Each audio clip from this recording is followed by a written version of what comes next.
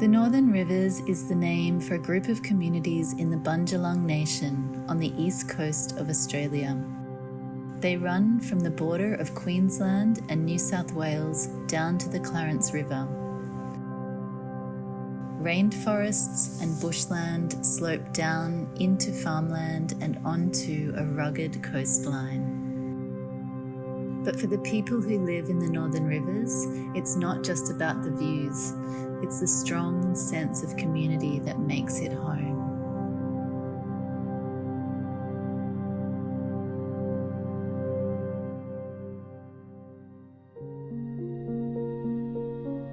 In February 2022, heavy rainfall across the region quickly escalated into unprecedented flooding. Homes were destroyed and infrastructure washed away across large parts of the region. My name is Ella. I was living in Mullumbimby in the Northern Rivers when the region was flooded in 2022. It's very surreal trying to place how that felt inside me. I can just really, the two words are eerie and surreal. And I think, the body gets a sense that something massive is occurring. The whole valley was filled with this amazing roar. The waterfall was just insane. It was like living in next to Niagara Falls. I've never heard anything like it. The whole valley was pulsating. It's amazing. Quite frightening, really. The 2022 floods were something off the end of the radar, really, for me. The damage was just incredible. It was shocking. I got up the next morning and I guess my mouth dropped, Often people ask, so where did the water come from? And I can't really say anywhere specifically. It just was everywhere. So when I woke up to a text message saying evacuate, it wasn't evacuate, it was something along the lines of there is a flood coming. We were already flooded. We were an island. We couldn't leave. The cars were floating down the street. So it was too little too late and no help came. We saved ourselves.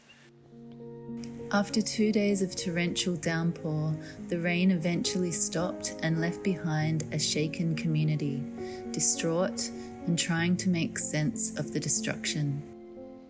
We woke up and inspected what had happened, and the landslide had kind of gone across our driveway, and that's our primary access. So we kind of felt we didn't have much of a choice but to grab shovels and try and clear our driveway. So that's what we did. I'm sure I was in shock for several months, actually. Yes. And that's even without my house being damaged. Well, every time it rained a hell of a lot, we'd be totally petrified. We wouldn't want to live in the house, even though I wouldn't want to leave the house in that event. We'd be really worried. It was the most expensive natural disaster in Australia's history, displacing 30,000 people in a matter of days. As the floodwaters receded and the cleanup effort began, it became clear the damage was devastating, widespread, and required technical expertise.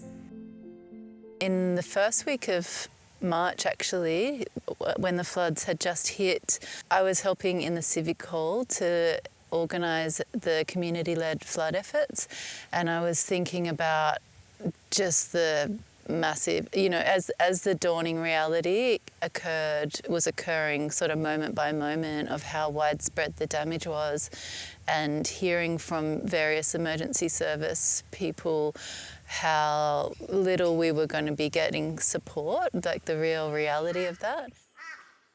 It took us a few days of being on the ground with the flood disaster at the beginning of March last year to realise the full extent of the massive damage that happened to people's homes and also to their properties, to the hills and valleys where there were hundreds of landslides, some of them quite massive. We realised that this was much worse than anyone had ever expected. I was starting to think, gosh, we're going to need to call in support from further afield. And I remembered about Engineers Without Borders from a conversation I'd had with Danny Almagor, who's one of the founders of EWB. And yeah, I was like, oh my gosh, I need to get Danny on the phone and see if these guys can come and help. And so Danny put me in touch with Eleanor, the CEO, and it was really wonderful to feel EWB's a big yes to seeing how they could support, and we went from there essentially. EWB came at this space in the aftermath of the flooding up here really to address a gap that was there. We were approached by community members who were looking for some engineering expertise that was scarce at the time. Our project aimed to support community members in the Northern Rivers region affected by floods who did not have insurance coverage, who were also suffered financial hardship. So we were there really very much to fill a gap in supports. We recognised that the best way to do that would be to provide free engineering assessments for residents in the Northern Rivers region. Within 4 months, EWB volunteers from across the country were deployed in the Northern Rivers region, bringing support and expertise to the recovery efforts. When we did a call out for engineering support from our network, the response from the engineering community was amazing. We've had engineers come up from Sydney, Newcastle, a whole heap of Tims. We've had people from Brazil, Nepal, America, variety of countries around the world helping us on this project, even if it's just remotely. So that's about 30 plus volunteers. To move on from a disaster and start to rebuild, homes need repairing and landscapes need to be re-established. But in order to rebuild, residents need to assess the damage first. So if you come down and have a look, you can see how steep the road really becomes. And there was once that we tried to do this with this road with a Hilux, and we got down there okay, and trying to get back out was a death trap, and we have never done it since. And so the only way in or out currently is by foot or with farm vehicles or motorbikes. The sheer amount of water that was coming off the hillside did a lot of damage as it carved rivers into the road itself as well. And so it probably took about 6 months to regain full access into the far northern corner of the property post the flood. The total cost of the flood would be well in excess of $40,000. And that's not just machines, but replaceable goods, machine hire, labour, road base like the rock that I'm standing on, and raw materials to rebuild both structures and roads. Yeah, well in excess of $40,000. Because of the amount of rain, we had a slip circle formed to the east of our house, which is like a mini landslide. There was a crack developed at the back of the house that ran along the back of the house and did a 90-degree turn down to the south. I heard the slip on the road, on the track there when it happened, of boulders tumbling down into the creek. The creek banks were more or less flattened for 3 metres on either side. There was a great deal of water. A huge amount of water. All this area used to extend out past where those roots are over there that are exposed. So the land sort of started to slope down along there. Along the bottom was a service road, and that's all been covered with the slide. When all this happened, this gum tree wasn't even there. So it's a bit of an indicator as to how much time has passed. So that's 18 months worth of growth there. And then we're getting the soil testing done to give an indication of what's happened and what we've got to deal with, and I guess sort of where firm ground is under all this, because it's a bit of an unknown. So over the last few months, we've been working with community members on the options that they have to move forward from some of the damage that they've experienced. And part of that is just do some testing, some geo-technical testing, so looking at the soil and the rock and working out things like strength and stability, so we can give them some information about their options to move forward. So Cav, our main engineer here, he's a volunteer, goes and looks with the resident what the issue is. He'll then sketch up some ideas about where to from here. He'll then either, if he has the necessary experience himself, he'll write up an options report. And an options report is, here are the options for you going forward. If it's a landslip, then what are their options in terms of stabilising that? If it's a house that's been destroyed or damaged by the flooding, what are some of their options in repairing it? Flood-affected residents began to receive assessments and options reports. Getting the engineering support was really valuable. It's made all the difference in the world, that sort of support, which I can't get anywhere else, really. Cab was fantastic, came out and visited the site. And then a few months later, he was able to get a geotech engineer, Tim, up from Sydney. He was fantastic. His report was fantastic. Really informative, and really EWB are the only people who have really helped us. So Cav came out and inspected the property, and I think the best thing was he just gave us information. Bit of an insight into what had actually happened, some of the causes, and just answered a lot of the questions that we really had no idea about. And that's given us some peace of mind as well. Volunteer engineers were supported by geo-technical specialists from Douglas Partners and Arup, EWB's engineering pro bono partners. Angus and Gavin have been sending down a probe, BCP probe, to determine resistance in the subsoil. And that's what that banging is that you can hear right now. EWB volunteers answered over 100 requests for assistance and supported 220 residents, providing over $750,000 worth of free engineering expertise. Yeah, so the community response to this, the offer of this support from EWB, which is volunteer engineering support, was very welcomed, and people felt there was a real sense of felt a real hearty response from a lot of people, of a lot of gratitude that a national organisation, international organisation was looking to see what they could do. These kind of projects are really important, not just because of the people they directly help, and that's clearly so important, but they're also important to buoy the mood and rapport of the whole community. Whilst the options report was a technical output, the outcome was very much a social one.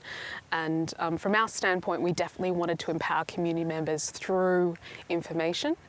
And that information was really critical engineering information that they needed to take those best next steps in their recovery.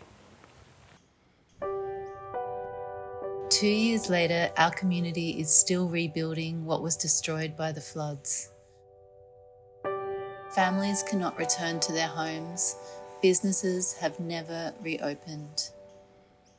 So I've been around flooding for decades now. What I've noticed here is because people are spread out so far, there's a lot of damage in a wide area, and getting access to those, it takes a lot of effort. I think that's what's been most in front of mind. As you drive around, you see that a year later there's still buildings that are either unlived in, or if there are people living there, they're still really badly damaged. Is it's taking a long time to recover because the scale, the number of people impacted has been really, strikes me as being one of the greatest impacts I've seen. A lack of funding and funding coordination has stalled recovery efforts. Something that's very real with disasters of this scale is support sort of comes in the first weeks, months, year, and begins to peter out, and it's still required. Funding has been really difficult. We've relied on a huge amount of volunteer support, and that's been amazing. But funding into the future would enable us to mobilise resources, people, equipment, etc., much more quickly and much more efficiently. This project was a pilot project essentially, and we were designing those processes together. EWB needed to design processes to be able to engage and offer support, so that slowed it down a bit somewhat. We were stretched to the limit with, giving as much as we could in the hours of each day, but also there was just so much needs. I think we're in a really unique moment in the history of Australia and in how we tackle disasters and in how we tackle the fact that maybe more and more disasters that are bigger and bigger are coming our way. And so the kind of style of operations and the logic of operations that we see in major international aid work is actually the kind of spirit of activity and generosity and on-the-ground care that we actually need to foster more in Australia. The experiences and insights of the residents and volunteers of the 2022 floods will be invaluable to guiding disaster response in the future. A variety of challenges, issues and risks that we had to overcome. I've been on a site where I've driven over a homemade bridge and turned around and inspected it and gone, I should never have been anywhere near that bridge. And then there was a horrific landslip there as well, and it's when you get out and explore these things, you see how much pain that the locals have been in.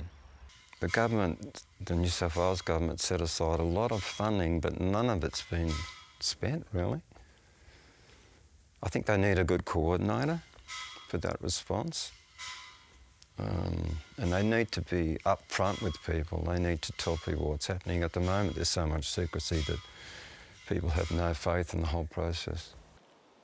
It's been interesting to me to see the difference between the 2019 bushfire response and the 2021 flood response. It's cause for question as to why are we suffering to the extent that we are, when historically there's been plenty of public funds, but also people's time and effort allocated to help with such problems. Government was pretty inept, I thought, in their response. Not only under-equipped, but they must have been in shock too, I would say. Just stunned mullets all over the place. The impact of the floods goes beyond structural damage. The damage done to the community's spirit isn't as easy to repair. I feel like it's gotten to the point where it's become demoralising, and we all really just want to move on with our lives. And it becomes really tiring after a point where you have all these many false starts in trying to repair roads or repair housing and repair sheds, and we would all just really like to move on with our lives. I've probably seen more trauma in the last 6 months or 12 months that anyone should see in a lifetime, but that's just part and parcel. Oh, I think a lot of people a year and a half after the event are they're totally frustrated, they're depressed. They can't see anything being resolved, really. We know people who live in caravans still, after the event. They can't live in their house. It's been a pretty amazing experience. There's a lot of work to be done, really. We are a long, long way from fully integrating this experience, healing from it, and transforming it into the new tomorrow, And I can only imagine what it is for people who lost everything and lost their homes, their businesses, things like that. These are foundational aspects of people's lives. It's super complex, and I think people are quite a long ways off. The region's a long ways off full recovery. Yes, I think a year and a half down the track, I think You know, a lot of people out there, it's not making headlines anymore, but people are still dealing with this stuff. There are still people that are homeless. There are people that are still waiting to get basic things fixed around their properties. It's still ongoing. We're still dealing with it, as are many others. It's just, I think it's part of the resolve of the community and the town that it does support everybody in it, and you know, just get things done. We have to. Yeah.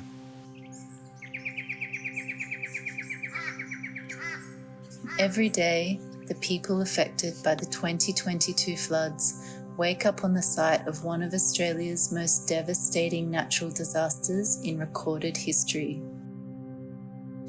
All around us are reminders of the destruction and also the resilience of our community.